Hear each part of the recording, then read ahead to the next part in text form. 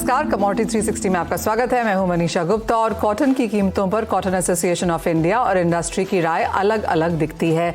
CI के मुताबिक cotton के दाम जून जुलाई तक 75,000 तक जा सकते हैं। वहीं इंडस्ट्री का मानना है कि कीमतों में तेजी नहीं आएगी। क्या है कारण और क्या है सबकी तर्क, बताने के लिए हमारे साथ आज मौजूद हैं पैराडाइम कमोडिटी एडवाइजर्स के consultant Biren Vakil, Axis Securities के Pritam Patnaik, cotton association of India के प्रेसिडेंट अतुल गनात्रा और डीडी कॉटन के एमडी अरुण सेकसरिया। आप सभी का कार्यक्रम में स्वागत है। कॉटन से ही यहाँ पर शुरुआत करेंगे क्योंकि हमने भावों में तो एक सपोर्ट आता हुआ देखा है, लेकिन इंडियन मार्केट की जो फसल है वहां पर कुछ गिरावट की एक्सपेक्टेशन फिलहाल निकल के आ रही है। अतुल जी, आपकी एक मीटिंग भी हुई है जहां पर जो क्रॉप एस्टिमेट्स हैं वो एक बार फिर से यहाँ पर घटाए गए हैं। पहले तो यही जानना चाहेंगे कि क्या फसल अब यहाँ पर आती हुई दिख रही है, कितनी आवक बाजार में आ चुकी है और क्या ये एक कंसर्न है कि 300 का आंकड़ा भी हम नीचे में टूटता हुआ देखेंगे फसल के लिहाज से? जी, गुड इवनिंग मनीषा जी। कल हमारी क्रॉप कमेटी की मीटिंग हुई थी। करीब 27 मेंबर्स ऑल इंडिया से, जो 10 स्टेट में कपास आती है, सभी मेंबर कमेटी में हाजिर थे। जो अरुण भाई अभी है हमारे साथ, वो भी कमेटी की मीटिंग में हाजिर थे। और कमेटी ने डिसीजन लिया कि जो क्रॉप है वो कमजोर है और अराइवल भी बहुत कम है। तो हमने जो लास्ट मंथ का क्रॉप था 313 लाख बेल्स, उसमें 10 लाख बेल कम किए और अभी लेटेस्ट फिगर है 303 लाख बेल्स का। इसमें वरी फैक्टर ये है कि इस साल up to 31 March 190 lakh bales का अराइवल हुआ है, जो लास्ट ईयर 31 मार्च तक 262 लाख बेल्स का प्रेसिंग हो गया था। तो हम 72 लाख बेल्स पीछे चल रहे हैं, जो एक बहुत बड़ा फिगर है। तो ये एक मेन प्रॉब्लम है। और दूसरा, आपने बोला कि क्या 300 के भी नीचे चले जाएंगे, तो वो अभी कहना मुश्किल है। मगर कल की मीटिंग में काफी 2-3 स्टेट जो बोल रहे थे कि हमारे यहाँ कपास की अराइवल जो है वो सिर्फ ये अप्रैल महीने तक रहेगी या मैक्सिमम मई महीने तक रहेगी जी। तो हम देख सकते हैं कि अप्रैल और मई महीने में अराइवल आएगी और उसके बाद इस साल जो देखते हैं तो टेम्परेचर बहुत ज्यादा है, तो मालूम नहीं कि प्रोडक्शन जिनिंग फैक्ट्रियां वगैरह चलेगी नहीं चलेगी, वो भी एक प्रॉब्लम है, वो देखना पड़ेगा। जी मनीषा जी। जी अतुल जी, आपसे पिछले हफ्ते ही बात हुई थी और जिस तरह की कॉन्वर्सेशन हुई, आपने कहा था 75,000 के लेवल्स यहां पर जा पाएंगे। हमने बाकी मीडिया हाउसेस को भी वो नंबर उठाते हुए देखा और काफी इंडस्ट्री ने ये भी कहा कि ठीक है, आवक कम है लेकिन मांग भी उसके सामने नहीं है, और जो सीआई कह रहा है कि 75,000 के लेवल्स आएंगे वो शायद एक पॉसिबिलिटी नहीं है। क्या कहेंगे आप उस बारे में? नहीं, देखिए, हम कभी भी है ना सीआई रेट का कमेंट नहीं करती है। उस दिन मैंने, अगर लोगों ने सुना भी है तो गलत समझा, उसका मीनिंग अलग लिया। हमने ये बोला कि अभी 62-63,000 में कॉटन मिल रहा है। अगर आप इंपोर्ट करेंगे तो उसकी कॉस्टिंग आती है 70 से 75,000, क्योंकि 11,000 रुपए की ड्यूटी है। और वो हिसाब से हमारा बैलेंस शीट टाइट है। आज नहीं तो कल हमें इंपोर्ट करना पड़ेगा इस साल। तो ये रेट बढ़ेंगे तभी मिल वाले लेंगे। क्या होगा, लास्ट ईयर आपको मालूम होगा तो ये जो सिस्पा की 1500 छोटी मिलें हैं वो तो मई महीने में ही बंद हो गई थी, कॉटन नहीं मिला।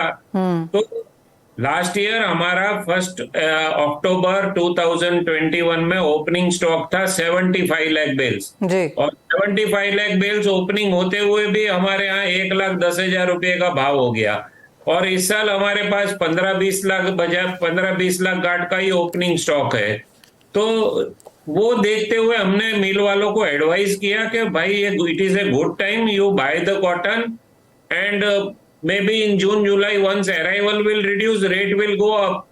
सो we don't wanted to comment anything on the rate Manisha ji, पर मिल वाले क्या है कि जब रुई सस्ती मिलती है, यहाँ अराइवल है, तभी लेते नहीं है। तो हमें ऐसा लगा कि लास्ट ईयर भी मिल वालों ने बहुत नुकसान किया, भाव बढ़ गए थे, तो उनको एक एडवाइस देना चाहिए कि भाई अभी रुई सस्ता मिल रहा है तो आप ले लीजिए। जी अब वो लेवे नहीं लेवे वो उनकी मर्जी है, पर हमारा ड्यूटी कहना, हमारा ड्यूटी बनता है मनीषा जी। जी, पॉइंट टेकन। जी हाँ, आपने कहा भी था कि जो इम्पोर्टेड लैंडिंग कॉस्ट है वो यहाँ पर ड्यूटी के साथ है, तो उस हिसाब से प्राइसेस यहाँ पर बढ़ सकते हैं। अरुण जी, आप कैसे देखते हैं करंट प्राइसेस और सप्लाईज? तो यहाँ पर काफी क्लैरिटी हमें होती हुई नजर आई ही है। एक्सपोर्ट के नंबर्स भी जो लेटेस्ट रिपोर्ट है सीआई की वहां पर क्लियर हो जाता है, तो उस लिहाज से अब डोमेस्टिक डिमांड, एक्सपोर्ट की डिमांड कैसा बनता हुआ देखते हैं? Good evening Manisha ji. देखिए, एक्सपोर्ट की जहां तक डिमांड है वो काफी पुअर है, काफी लो है। एक सिंपल रीजन है, इंडिया के जो प्राइसेस है वो काफी ऊपर है। एंड आज अगर आप देखिए इंडिया की प्राइसेस आ रही है लगभग $1 में, और इंटरनेशनली आप रुई देखेंगे तो ये 1300 से लेके 1600-1700 ऑन में अपने को माल मिल रहा है। So unless and until there is a difference in price between the nearest cotton, international cotton and India by nearly about 4-5 cent का फर्क होएगा, तो ही इंटरनेशनल इंडियन कॉटन का एक्सपोर्ट में जाने की संभावना है। अभी तक के जो आंकड़े आए हैं वो कल पता चलेगा सीओसीपी मीटिंग में कितने हुए हैं, पर मेरा मानना ये है कि अभी तक एक्सपोर्ट जो 6 महीने के एक्सपोर्ट है मुश्किल से अबाउट 6 से 8 लाख गार्ड के हुए हैं अभी तक। इससे ये भी बहुत, it's a very very aggressive figure I am taking. So export का तो मेरे को, अब हमने जो कल हमारी मीटिंग हुई थी सीआई की, उसके अंदर 25 लाख का आंकड़ा रखा है, बट हो सकता है ये फिगर आगे जाके रिवाइज हो सकता है on the lower side. As far as demand is concern in domestic market, well it is सबको देख, it is visible to everybody, because कोई भी मील वाले जो रुई ले रहे हैं अभी फिजिकल में, कोई भी एक एक्स्ट्रा कॉटन कोई भी नहीं ले रहा है, जितना माल चाहिए उतना ही माल दे रहा है। एंड ऑन एन एवरेज कल हमारी मीटिंग में भी ये हुआ था कि भाई एवरेज में मिलों के पास जो ऑल इंडिया लेवल पे स्टॉक है, it is not more than 1.5 month और maximum 50 days stock. So this is an indication कि भाई कोई अग्रेसिव बाइंग में नहीं है। So this is supporting the arrivals जितनी हुई है उसको भी सपोर्ट कर रहा है मार्केट, और आगे जाके कितनी अराइवल्स आएगी और कितना प्रेसिंग होगी वो तो वक्त ही बताएगा, because there is lot of cotton available there. जैसे आज ही हमारी कोई एक फार्मर लोग से बात हो रही थी एरिया के कोई एरिया में, तो वहां पे बोलते हैं कि कई एरिया में तो अभी तक फार्मर ने मुश्किल से 5%, 10% भी माल नहीं लेके आए बाजार में। ओके, और आपको भी क्या लगता है फिर अरुण जी, कहाँ जा रहे हैं prices? Well, I will not predict on the price because it will be totally dependent on demand. और अगर आपकी डिमांड होगी तो जैसे लास्ट ईयर आपके देखो 1 लाख रुपए में भी मिल ने रुई परचेस करी थी, आज 62-63 हजार में भी रुई मिल वाले नहीं ले रहे। So price is totally irrelevant, it is only relevant if there is demand. अगर डिमांड नहीं है तो even 60,000 is not a price which mills are wanting to buy. Absolutely. इसमें अतुल जी एक और भी सवाल है, यहाँ पर टेक्सटाइल वालों से भी हमारी पिछले 2-3 दिनों में बात हुई है, क्योंकि कॉटन के प्राइसेस को लेकर काफी बड़ा हंगामा यहाँ पर हुआ। ये ऐसा भी बाजार का मानना है कि जो 1000 करोड़ रुपए का जो काम है, जो कपड़ों का होता है, वो ब्लेंडेड और सिंथेटिक की तरफ अब जाता हुआ ज्यादा नजर आ रहा है, जो कॉटन के लिए एक लॉस है। कैसे देखते हैं आप इंडस्ट्री की उस बात को यहाँ पर? देखिए, जो वर्ल्ड का जो कंजम्पशन का पैटर्न है और इंडिया का पैटर्न है वो बहुत अलग है मनीषा जी। वर्ल्ड में 33% कॉटन का यूज होता है और 67% पॉलिस्टर और विस्कोस पे स्पिनिंग मिल चलता है, और इंडिया में वो एकदम ऑपोजिट है। हमारे यहाँ 60-65% स्पिनिंग मिल कॉटन पे चलती है और हार्डली 35-40% पॉलिस्टर विस्कोस पे चलता है। तो हमारे यहाँ जो पैटर्न है वो कॉटन का ऊपर ज्यादा भार रखता है, और हमारे यहाँ जो कंजम्पशन है वो कल ही हम डिस्कस कर रहे थे, जो जितनी नई मिलें आ गई है, अगर वो 100% कैपेसिटी पे चलेगी तो इंडिया का कंजम्पशन 380 लाख बेल्स का हो गया है। तो कंजम्पशन बढ़ रहा है, स्पिनिंग मिलें नई आ रही है। 20 लाख स्पिंडल लास्ट 15 महीने में लग गए हैं इंडिया में नए, और 10 लाख स्पिंडल अभी पाइपलाइन में है जो सितंबर तक लगेंगे। तो कॉटन का कंजम्पशन डे बाय डे बढ़ते जा रहा है और प्रोडक्शन कम हो रहा है मनीषा जी। लेकिन एज ऑफ मेरे को आपने फर्स्ट क्वेश्चन में पूछा था कि क्या वजह है प्रोडक्शन कम हो रही है, तो ये बहुत इंटरेस्टिंग था, और मैं आपको बताना चाहता हूं कि हमने कॉटन एसोसिएशन ऑफ इंडिया ने हमने 3 से 4 जो मेन कॉटन का काम देखते हैं, सीड का प्रोडक्शन देखते हैं, क्यों यील्ड कम आई, उस पे सर्वे करवाया हमने। तो 2 रिजल्ट निकल के आए कि इस साल क्यों क्रॉप कम है। नंबर 1, जो एग्रीकल्चर डिपार्टमेंट से एकरेज के फिगर आए वो फिगर में बहुत फर्क है, क्योंकि एग्रीकल्चर मिनिस्ट्री जो फिगर देती है वो मई जून जुलाई में जब सोइंग का टाइम है तब फिगर ले लेती है और बाद में चेंज नहीं करती है। मगर इस साल ऐसा रिपोर्ट आया हमारे पास के काफी जगह सोइंग होने के बाद, बारिश बहुत होने के बाद वो सोइंग वॉश्ड आउट हो गया और उसके बाद फार्मर ने कॉटन का सोइंग नहीं किया।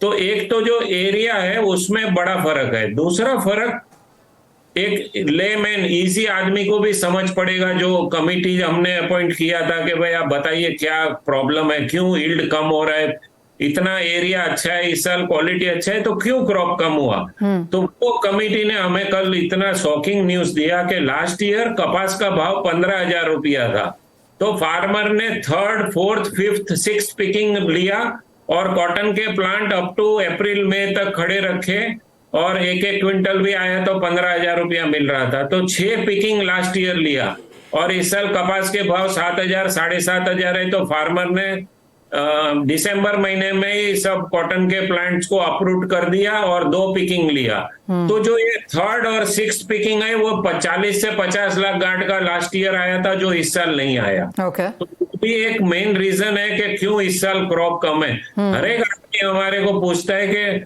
इस साल क्वालिटी अच्छा है, क्रॉप अच्छा है, यील्ड अच्छा है, तो क्रॉप क्यों कम हुआ। मगर यील्ड अच्छा नहीं है। यील्ड इसलिए अच्छा नहीं है कि फार्मर ने 3rd to 5th picking, 6th picking लिया ही नहीं है इस बार।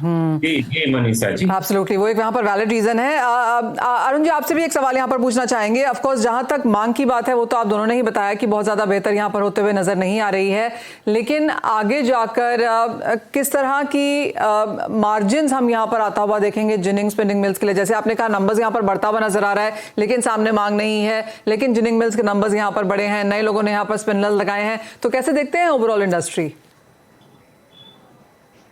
This is for me. Sorry, I missed it. जी Arun ji, can you ask me again, Manisha ji? I just missed the question. Sure. मैं ये आपसे पूछ रही थी कि अगर यहाँ पर हम ज्यादा प्लांट्स लगते हुए देख रहे हैं, जिनिंग मिल्स या स्पिनल्स लगते हुए देख रहे हैं और सामने मांग नहीं है, तो कैसे टैकल करेगी इंडस्ट्री इसको? देखिए, एक बात तो पक्की है, अगर इंडिया की क्रॉप अगर बढ़ेगी नहीं तो with in next 12 months to 15 months India will be a net importing country. इसमें कोई दो राय नहीं है। जो स्पीड में अपना प्रोडक्शन का जो कैपेसिटीज बढ़ रही है, जो स्पिंडल्स आ रहे हैं, वो स्पीड में अपने उत्पादन की स्पीड बिल्कुल कम, it is going downward, it is not going upward. So आज अगर अपने ये 303 की जो कल हमने आंकड़ा निकाला था सीआई के अंदर, और अगर कल सीओसीपी में क्या आंकड़े आते हैं, even if you take full consumption wise अगर देखेंगे अपने मिलों का, तो we are net deficit country. So going forward we will be net deficit country for sure. इसमें कोई रोक नहीं सकता। अगर ये कोई मैजिक नहीं होएगा कि भाई कल जाके कोई सडनली आप सीड उगा दो और 23-24 क्रॉप के अंदर आपका 400 लाख की क्रॉप हो जाएगी। It is not possible. And number 1, आज के तारीख में इंपोर्ट हो रहा है, और अगर मिले with the duty also, with advance licence also, mills are going in for import, because Indian, आज ब्राजील की कॉटन लीजिए, ब्राजील की कॉटन आपको 62,000 रुपीज प्लस ड्यूटी में पड़ रही है। सो आज इंडियन कॉटन की जो डिमांड है, इंडियन कॉटन की जो शॉर्टफॉल रहेगा, वो it will be fulfilled by Brazil and US cotton. They will be the cheapest cotton for Indian mills. And उसके अंदर क्या कंटेमिनेशन फ्री कॉटन आती है, तो उनके प्राइसेस भी उनको बेटर मिलते हैं। But one thing is very sure, India will be a net importing country going forward if government does not take any action. चलिए, वो एक थोड़ी सी यहाँ पर कंसर्न ऑफ कोर्स यहाँ पर बनी हुई है। काफी सारे रीजंस हैं, आप दोनों ने काफी इन डेप्थ यहाँ पर इंफॉर्मेशन दी है कॉटन के सेक्टर में। बीरेन जी, आपने भी सुना इंडस्ट्री कैसे बात कर रही है, और क्या लगता है आपको फर्स्ट ऑफ ऑल इंडस्ट्री को देखकर, और दूसरा प्राइस व्यू क्या है अब? अभी हम काफी महंगे हैं। ऑन की बात करें तो ऑस्ट्रेलिया 16 बेसिस ऑन है, इंडिया ऑलमोस्ट 15-16 होगा। तो ओसी कॉटन जैसे हम जानते हैं काफी बढ़िया कॉटन आता है। तो यहाँ जो सबसे बड़ी बात है वो डिमांड डिस्ट्रिब्यूशन की है। सप्लाई तो काफी कम है, बट सप्लाई से ज्यादा बड़ा प्रॉब्लम जो है वो डिमांड साइड का है। और दूसरा मैं ये भी देख रहा हूँ कि ऑल्टरनेट फाइबर्स काफी बढ़ रहे हैं, जिसको हाई प्राइस जो लास्ट ईयर हमने 1 लाख रुपया देखा, उसके बाद अभी जो मैं देख रहा हूँ वो कॉटन फटीग वाली बात है। मीन्स पूरी सिस्टम, इकोसिस्टम थकी हुई मैं महसूस कर रहा हूँ। ऑलराइट, तो सबने जैसे कहा कि मांग को लेकर यहाँ पर कुछ चिंताएं रह सकती हैं और जब तक वो यहाँ पर नहीं बढ़ती कि भाव बढ़ेंगे या नहीं उसके ऊपर हल्का सा क्वेश्चन मार्क है। और ये ब्लेंडेड कॉटन का जो ट्रेंड है जो निकल के पड़ा है उसके ऊपर भी एक नजर फिलहाल रखने की जरूरत है। अतुल जी, अरुण जी, एज ऑलवेज बहुत शुक्रिया साथ देने के लिए और बहुत ही डिटेल में विस्तार में यहाँ पर पूरे ही कॉटन इंडस्ट्री की बात भी करने के लिए। एक ब्रेक के लिए रुकेंगे, जब लौटेंगे तो जानेंगे ट्रेडिंग स्ट्रैटेजीज अपने एक्सपर्ट से। आप रुके रहिए हमारे साथ।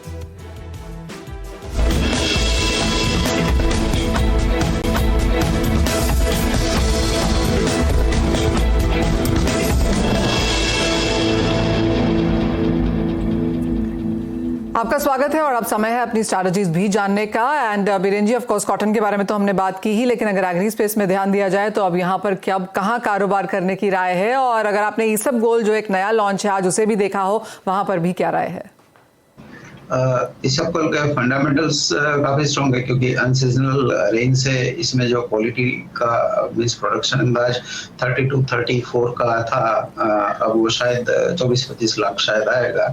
प्राइजेस रिलेटिवली हाई है और आज पहला ही दिन है कारोबार का। अभी तो 4-5 दिन के बाद लिक्विडिटी कैसे एस्टेब्लिश होती है, डेप्थ कैसे आती है, बिड आस्क स्प्रेड कैसा रहता है, उसके बाद कोई व्यू बना सकते हैं। बट फंडामेंटली स्पीकिंग मार्केट और उसका एक डेरिवेटिव जो इसबगोल गोला जिसको कहते हैं जो कैटल फीड में जाता है, वो मार्केट भी काफी स्ट्रॉन्ग है। इसके फंडामेंटल तो बाय साइड बुलिश है। ऑलराइट, तो स्ट्रॉन्ग फंडामेंटल्स हैं और खरीदारी की राय यहाँ पर है। और इसके अलावा बीरेन जी, बाकी मसालों में कैस्टर गुआर में कहीं जो टॉप ट्रेडिंग स्ट्रैटेजीज हों आपकी? यहाँ पे थोड़ा अगर बाउंस आए तो मैं कैस्टर में शॉर्ट जाना प्रेफर करूंगा। 6350 के आसपास में कॉन्ट्रैक्ट, 6450 का स्टॉप लॉस रहेगा और 6050-6100 के आसपास टारगेट रहेगा। ऑलराइट, तो वो कैस्टर में राय है बिकवाली की, लेकिन ईसब गोल्ड में खरीदारी की राय के साथ बीरेन जी। प्रीतम, आपकी टॉपिक्स क्या होंगी नॉन एग्रो स्पेस में, क्योंकि आज कुछ मुनाफा वसूली वाला दिन लगता है। सुबह की शुरुआत यहाँ पर अच्छी हुई थी लेकिन उसके बाद अच्छी खासी बिकवाली के साथ कारोबार। कहीं ना कहीं आई थिंक लोग फैक्टर करना शुरू कर दिए कि इंटरेस्ट रेट 25 बेसिस पॉइंट या उसके आगे भी होगा कि नहीं। एंड डॉलर इंडेक्स में obviously there is a sharp bounce back हुआ है, तो उसका इंपैक्ट गोल्ड सिल्वर दोनों और बाकी मेटल्स पे भी पड़ा है। आज के दिन पे आप मेरे को देखा जाएगा तो थोड़ा नेगेटिव सेंटीमेंट के साथ बुलियन ट्रेड करेगा। गोल्ड यहाँ से शायद से बाउंस बैक दे सकता है वापस 60,100 के आसपास, वहां पे वापस एक बार शेल करके चल सकते हैं। स्टॉप लॉस लगेंगे 60,300 और टारगेट रहेगा 59,700 का।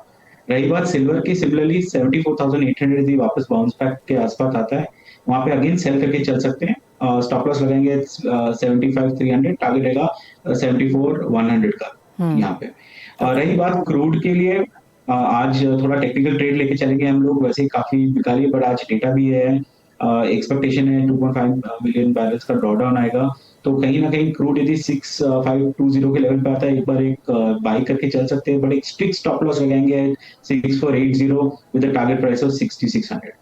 ओके, बीरेन जी, आप कैसे देखते हैं सोने को, क्योंकि यहाँ पर माना जा रहा है कि अब 1975 का लेवल तोड़ा है तो 1950 की प्रोबेबिलिटी है। यहाँ अभी ऐसा लग रहा है कि कंसोलिडेशन जोन में है, जिसको ट्रेडिंग में हम नॉइस कहते हैं, नॉइसी मार्केट लग रहा है। तो यहाँ मुझे ट्रेड्स लेने की क्लैरिटी नहीं आ रही है। फेड का मीटिंग जो 2-3 मई को जो होगा FOMC, उसके बाद पॉवेल साहब को सुनने के बाद शायद थोड़ा क्लियर व्यू मिलेगा। फिलहाल तो रेंज बाउंड मार्केट लग रहा है। ऑलराइट, ये बात है सोने की। 60,000 के स्तर नीचे में टूटते हुए नजर आए हैं और एक महीने के लोस पर फिलहाल यहां पर सोना कारोबार करता हुआ। बात अब मेटल्स की कर लेते हैं, क्योंकि कल न्यूयॉर्क सेशन काफी बेहतरीन था। करीबन 1 से 2.5% की तेजी के साथ हमने ज्यादातर मेटल्स में कारोबार होता हुआ देखा था। एशियन मार्केट्स भी ऊपर की तरफ ही खुले थे और हमने वो एक स्पिल ओवर इफेक्ट इक्विटी में भी आते हुए देखा। सारे के सारे मेटल स्टॉक्स में यहाँ पर तेजी थी, लेकिन यूरोप खुलने के बाद यहाँ पर भी गिरावट है। डॉलर में तेजी का असर यहाँ देखने को मिला है। प्रीतम, कैसे देखते हैं ये सभी मेटल्स को आप? मुझे लगता है एक बाइंग अपॉर्चुनिटी आ सकती है, स्पेसिफिकली कॉपर में। मुझे लगता है यदि 772 के लेवल पे आता है तो एक बार बाई करके चल सकते हैं। स्टॉप लॉस लगाएंगे एट 768 और टारगेट प्राइस रहेगा 777 का। मनीषा, इसका कारण मेरा बहुत सिंपल है। आई थिंक कहीं ना कहीं आप खुद देख लिया, LME में भी stocks have come to the lowest level. कभी एकदम ही कम नीचे लेवल पे इन्वेंटरी आ चुकी है, तो नीचे के लेवल पे जरूर कहीं ना कहीं स्पेकुलेटिव बाइंग चालू हो जाएगा। And fundamentally also production from mines has got impacted, तो इसका इंपैक्ट दोनों तरफ से पॉजिटिव ही आएगा। नीचे बाइंग बॉटम फिशिंग कहीं ना कहीं आनी ही चाहिए मार्केट में मेरे हिसाब से। ऑलराइट, यानी कि बढ़त की राय यहाँ पर है, डिप्स पे खरीदारी करने की एक्सपेक्टेशन है। बीरेन जी, आप कैसे देखते हैं स्पेशली एल्यूमिनियम को, जहां कल 2.5% की तेजी थी लेकिन आज फिर से मुनाफा वसूली? यहाँ सप्लाई काफी कंफर्टेबल है। यूरोप में गैस प्राइस क्रैश होने के बाद मीन्स पावर प्राइस भी क्रैश हुए और बहुत सालों के बाद चाइना नेट एक्सपोर्टर बना है। तो यहाँ मैं 200-1500 लगा आसपास शॉर्ट साइड प्रेफर करूंगा। 219 का स्टॉप लॉस रहेगा और 208-209 का टारगेट रहेगा। इसकी अवधि ट्रेडिंग की 4 से 6 दिन की वैलिडिटी है। तो राय यहाँ पर एल्यूमिनियम में है। ऑफ कोर्स यहाँ पर सप्लाईज कंफर्टेबल है, स्पेशली चाइना की तरफ से, जहाँ पर हमने रिकॉर्ड हाई प्रोडक्शन पिछले साल में यहाँ पर आते हुए देखी, लेकिन मांग का एक क्वेश्चन मार्क है और चाइना का जो डेटा है उसका एक नीजोक रिएक्शन ऑलरेडी हम प्राइसेस में आता हुआ देख ही चुके हैं। प्रीतम, एक फाइनल सवाल आपसे नेचुरल गैस पर, यहाँ पर क्या टारगेट्स होंगे? नेचुरल गैस ने अप्रैल में अनयूजुअल सर्दी हम लोग ने देखा है, उसका ही बेनिफिट नेचुरल गैस को मिला है। कहीं पे हीटिंग की रिक्वायरमेंट वहाँ पे बढ़ी है, उसके हिसाब से इन्वेंट्री पे थोड़ा इम्पैक्ट आया था। बट तो इंट्राडे बेसिस में मुझे लगता है कि नेचुरल गैस 186 के बेसिस पे आसपास आता है तो खरीद के चल सकते हैं। स्टॉप लॉस लगाएंगे 182 एंड टारगेट प्राइस रहेगा 192 का। लॉन्ग टर्म में मुझे नहीं लगता है कि ये बुल रन रही रहेगा, बट ये शॉर्ट टर्म के लिए बुल ट्रेड बाय का कॉल लेके चल सकते हैं हम लोग। ऑलराइट, तो वो राय है यहाँ पर नेचुरल गैस में 2 तरह की trading strategies, near term and slightly positional call as well. बहुत शुक्रिया बीरेन जी, प्रीतम, साथ जोड़ने के लिए, तमाम कमोडिटीज पर अपनी राय भी देने के लिए। एक ब्रेक के लिए रुकेंगे, वापस लौटेंगे तो लेकर आएंगे आवाज समाचार।